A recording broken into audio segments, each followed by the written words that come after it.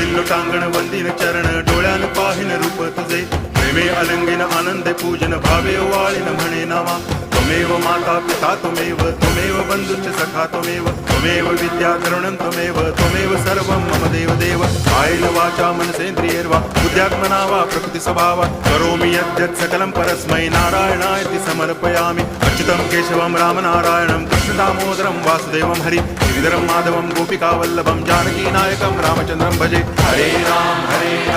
Ram Ram Hare Hare Hare Krishna